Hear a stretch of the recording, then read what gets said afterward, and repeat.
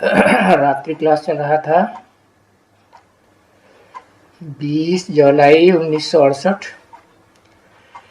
दूसरे पेज के मध्य में बात चल रही थी। बाबा आया हुआ है, साकार निराकार का मेल। भाई रथ में आया हुआ है और बरोबर गाया भी जाता है भक्ति मार्ग में कि भाई ब्रह्मा द्वारा स्वर्ग की स्थापना, तो मां ही चाहिए ना। तो ब्रह्मा का रथ है, परम ब्रह्म का रथ हुआ ना। तो ब्रह्मा द्वारा ये देवता बनने का है, इसकी तरफ इशारा किया, ये देवता बनने का है। लक्ष्मी नारायण की तरफ इशारा दिया किया, ये देवता बनना है। शंकर की तो बात ही नहीं है कोई, कि शंकर तो याद का पुरुषार्थ ही है ना, संपन्न याद की स्टेज का। तो ब्रह्मा द्वारा स्थापना करते हैं। माता हुई ना, कौन सी स्थापना करते हैं? तो वो देखो चित्र सामने रखा हुआ है, कौन सा? लक्ष्मी नारायण का, देवताओं का चित्र है ना। तो अभी भी देखो ब्रह्मा है और इन द्वारा स्थापना हो रही है। इन द्वारा माने एक ब्रह्मा की बात या दो ब्रह्मा की बात या उससे ज्यादा की बात, या इस ब्रह्मा के द्वारा स्थापना हो रही है? इन कहा माने 3 माताएं हैं प्रैक्टिकल में, शरीरधारी रथधारी, उनके द्वारा नई दुनिया की स्थापना हो रही है। कौन कौन 3?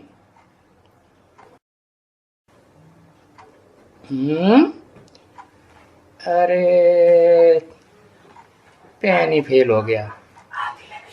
आदि लक्ष्मी, जगदम्बा और हाँ, और जो 3 पिंडियां दिखाई जाती है ना वैष्णव देवी मंदिर में, छोटी छोटी पिंडियां है ना, है ना, कि शिव बाबा की तरह बड़ा लिंग है। हाँ, छोटी छोटी पिंडियां हैं। तो तुम बच्चे तो जानते हो, अच्छी तरह से जानते हो। तो ये इतनी सहज बात है समझने की। लेकिन क्या होता है, तबाही बुद्धि बन जाती है, तो इतनी सहज बात भी बुद्धि से तिरक जाती है। ये भी अजब बात है ना, कि एक अलफ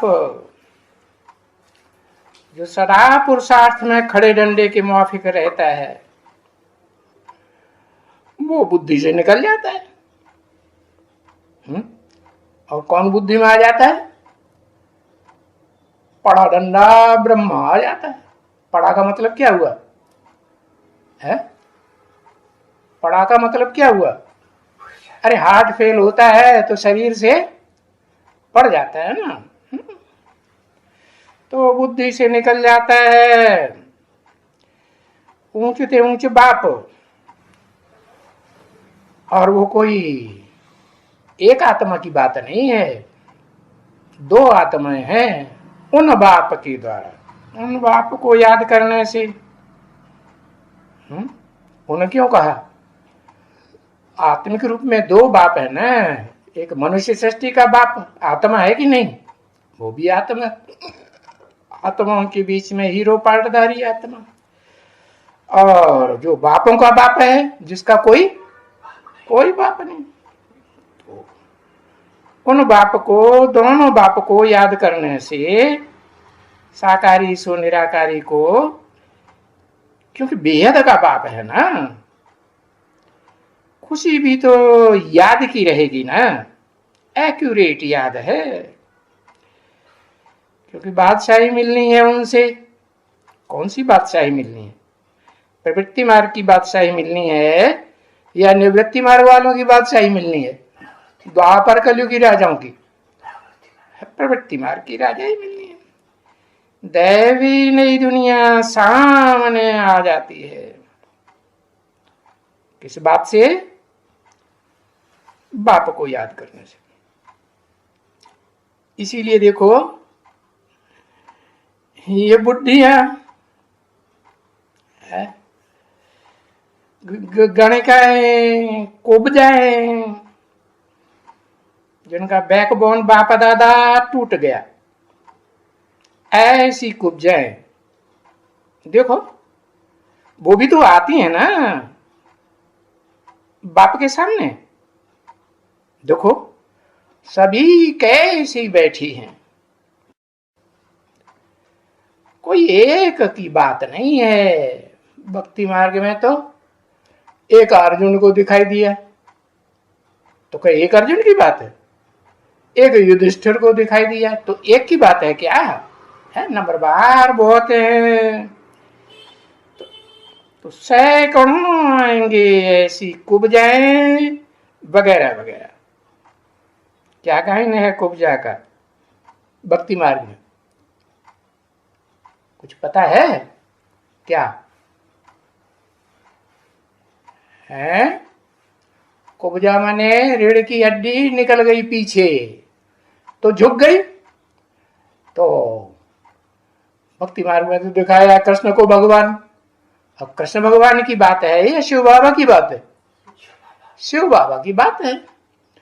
तो उसको थोड़ी पकड़ करके और बुद्धि रूपी पांव से उसका पांव दबा करके ऊपर उठाई दिया तो सीधी हो गई। ऐसी ऐसी बातें भक्ति मार्ग में दिखाई, लेकिन उन्होंने कृष्ण के लिए दिखाई दी। तो ऐसी ऐसी कुब्जाएं जिनकी रीढ़ की हड्डी टूटी हुई होती है भक्ति मार्ग में, वो आती हैं कि नहीं? हाँ आती हैं। कौन तोड़ता है? ऐसे कोई दुर्योधन दुशासन होते हैं ना, वो तोड़ देते हैं, मानसिक रूप से भी और दैहिक रूप से भी। तो देखो कैसे हैं ये सभी। कोई एक कुब्जा, एक की बात नहीं है। अरे आगे चल के तो सैकड़ों आएंगे कुब्जाएं वगैरह वगैरह। तो ये भी जब स्वर्ग का मालिक बन सकती हैं, क्यों स्वर्ग का मालिक बन सकती है माना? अरे यथा राजा तथा प्रजा होती है कि नहीं? साहूकारी ही बनेगी, प्रजा वर्ग में भी आएंगी तो या फोर्थ क्लास प्रजा बनेगी? फर्स्ट क्लास प्रजा बनेगी या फोर्थ क्लास बनेगी? फर्स्ट क्लास प्रजा बनेगी। हाँ। तो ये भी जब स्वर्ग का मालिक बन सकती हैं यथा राजा तथा प्रजा, तो कुब्जाएं भी बहुत ऊंचा पद पाए सकती है। सिर्फ बात थोड़ी सी है कि अपन को आत्मिक स्थिति में स्थिर होकर के रहें। ऐसे समझे मैं सूक्ष्म ज्योति बिंदु आत्मा हूं, और बाप को याद करो। और यही तुमको अपना अनुभव सुनाना पड़ेगा। दुनिया में कहां भी जाएंगे तो वहां जा करके ये अनुभव सुनाएंगे। तो बाप ने तो बहुत ही रास्ता बताया है। बोलते हैं अपन को आत्मा निश्चय पक्का करो, और बाप की पहचान मिल गई किसके द्वारा?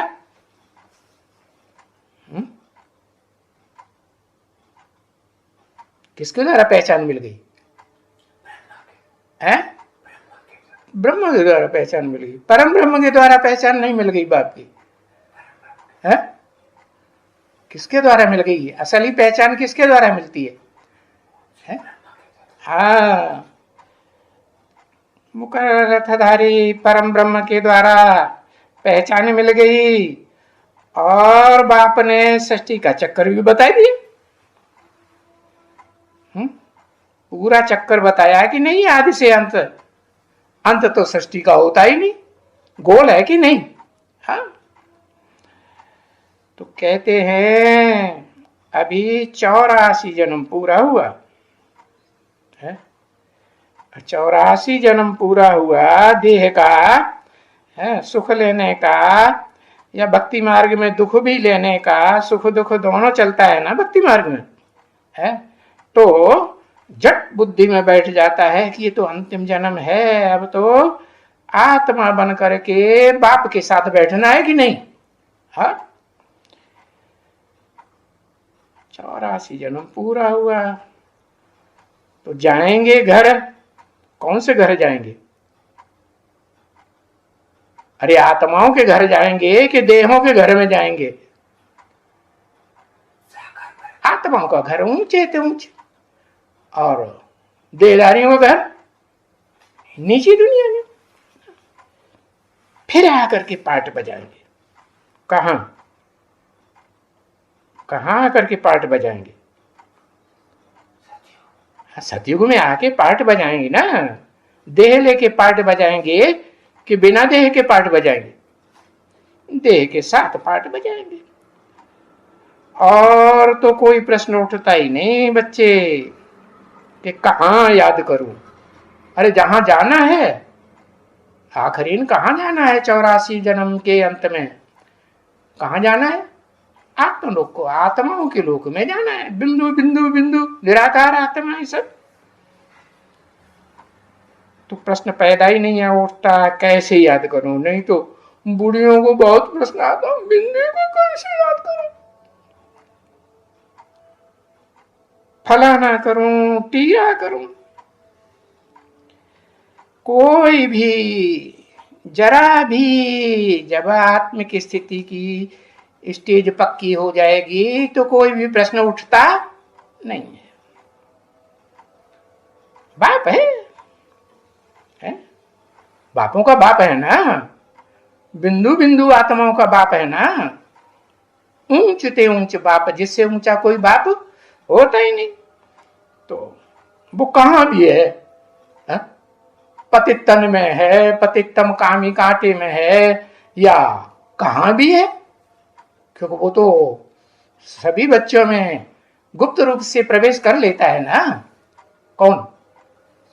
Supreme soul. बाप घर में बच्चों को जन्म लेते हैं है? तो घर में थोड़े ही बैठ जाते हैं। तो कौन सा घर है? अरे घर कौन सा है? हाँ, मुकर्रर रथधारी जो शरीर है परम ब्रह्म का, वो घर है क्या? अरे आत्मा भी दुनिया में शरीर छोड़ती है तो कौन से घर में जाती है? माता के गर्भ में जाती है ना, नहीं जाती? हाँ, तो घर में बैठने की बात नहीं है। दुकान पे जाएंगे है सेवा के लिए, फलाने को याद, फलाने की याद में गए, जिनकी सेवा करेंगे तो उनकी याद तो आएगी कि नहीं आएगी? बुद्धि में ये रखना है कि हमें ऊंचे ते ऊंचे बाप को याद करना है। अब बाप कहां भी जावे, क्या जहां भी जावेगा, हाँ, बुद्धि योग से मुकर्रर रथ को छोड़ देगा क्या? नहीं। अरे बच्चे ही तो तुम उनके हो ना। किनके? उनके माने किनके? उसके या इसके नहीं। हाँ, एक साकार के बच्चे नहीं हो, मुकर्रर रथधारी आत्मा के। उनके माने एक से ज्यादा, या हाँ दो बाप हैं बेहद के, उनके बच्चे हो ना। पीछे ये तो पूछने का ही नहीं है, जब बच्चे बन गए कि वहां याद करें, यहाँ याद करें, फलाना याद करें, ठिकाना याद करें, कुछ भी प्रश्न नहीं उठता है। बेहद के बाप को याद करना है। यहां बैठे हो तो भी जानते हो कि बाबा यहां है, बाप यहां है, ये जाने बुद्धि में बैठे कि बाबा यहां है। बाबा माने साकार निराकार का मेल यहां है। हाँ? तो आते हो तो मजा आता है। किसके सामने? साकारी सो निराकारी बाप के सामने आते हो तो मजा आता है। किसको? अरे बच्चों को। कौन से बच्चों को? देहधारी बच्चों को? वो तो मेरे बच्चे हैं ही नहीं। जो आत्मिक स्टेज में टिकने वाले हैं, या आदि सो अंत आत्मिक स्टेज में टिकते हैं ना। हाँ, तो उन बच्चों की बात है, आत्मिक स्टेज वालों की कि ये सन्मुख होता है। यानी बाप सन्मुख तो होता है ना बच्चे, है? सन्मुख माने विमुख नहीं होता है, मुख के विपरीत नहीं होता है। कैसे? न मनसा से और न तन से विपरीत होता है? नहीं, विपरीत नहीं होता। ये मनुष्य को जब कहा जाता है शिव जयंती है, वो जैसे मुझ जाते हैं। ब्रह्मा कुमारियों में कहा जाता है ना शिव जयंती, कि महाशिवरात्रि कहते हैं, शिव जयंती कहते हैं। तो दुनिया वाले मुझे जाते हैं, पहले पहले तो मुझे ही हैं। अरे शिव बाबा की जयंती कैसे हो सकती है, ऐसे प्रश्न आता है। अच्छा, शब्द हैं, शब्दों के अर्थ होते हैं ना। जयंती का अर्थ क्या है? अंत में जय जयकार। अंत में माने कब? जब पुरुषार्थ बच्चों का नंबरवार पूरा होना शुरू होता है, तो अंत में जय जयकार होती है कि नहीं? कौन से बच्चे? जो पक्के पक्के सूर्यवंशी बच्चे बनते हैं, कितने? 8। हाँ, तो वो भला उसको रात्रि ही कहेंगे ना। तो रात्रि भी कोई पूछते नहीं है, ये रात्रि क्यों कहते हैं भक्ति मार्ग में? अरे कोई स्थूल रात्रि की बात नहीं है जो भक्ति मार्ग में मनाते हैं रात के 12 बजे शिव जयंती। कौन सी रात्रि की बात है? अज्ञान अंधकार की रात्रि की बात है, कि जो नए नए होते हैं बिल्कुल, कि भाई भला रात्रि क्यों, कैसे आते हैं फिर? क्योंकि उनको जो बैठा हुआ है ना, बाप बैठ समझाते हैं या खड़े होके दौड़ के समझाते हैं? हाँ, वो ज्योति बिंदु निराकार बाप मुकर्रर रथधारी में बैठ करके समझाते हैं, सुप्रीम टीचर के रूप में। तो जो बैठा हुआ है मुकर्रर रथ में, वो कृष्ण रात्रि को जन्म लेते हैं, है? ऐसे भक्ति मार्ग में कह दिया है। कृष्ण माने काला भी होता है। कैसी रात्रि? कृष्ण माने काली, कहते हैं ना कृष्ण पक्ष महीने में और शुक्ल पक्ष। हाँ, तो उस समय में वो ही हम जो कहते हैं कि शिवरात्रि है, वो समझ लेते हैं कि कृष्ण जयंती सो तो रात को होती है। कृष्ण का जन्म भी कई बजे मनाते हैं? पता है? पता ही नहीं, रात के 12 बजे मनाते हैं। तो बाप और बच्चे की जयंती एक साथ होती है। जो निराकार बनने वाले दोनों बच्चे हैं, कृष्ण ही कहेंगे ना। एक संगम युगी कृष्ण, एक सतयुगी कलाबद्ध कृष्ण, नहीं कहेंगे? हाँ, दोनों कोई कहते भी हैं कृष्णचंद्र, रामचंद्र, नहीं कहते? कहते हैं। तो वो स्थूल रात्रि समझ लेते हैं। कृष्ण जयंती माने काली जयंती, सो तो रात को ही होती है, ऐसे समझते हैं। उनकी बुद्धि में फट से नहीं ये मालूम होता है कि जयंती का अर्थ ही है प्रत्यक्षता रूपी जयंती। बच्चा जन्म लेता है तो संसार के सामने प्रत्यक्ष होता है ना, तभी तो कहते हैं बच्चे ने जन्म लिया। नहीं, पेट में रहता है तो कहते हैं जन्म लिया, गुप्त रहता है गर्भ में तो कहते हैं तो ये भी ज्ञान गर्भ है, ज्ञान गर्भ में रहता है। जब तक उनको समझावे नहीं कि ये ज्ञान गर्भ कौन सा गर्भ है, परम ब्रह्म का गर्भ है, उसमें गुप्त होके रहता है। तो जब संसार में प्रत्यक्षता होती है, उसकी निशानी क्या बताई? निशानी भी बताई थी क्या? नहीं, जो देखे जो सुने उसके मुख से क्या निकले? क्या देखें क्या निकले? निराकारी स्टेज देखें।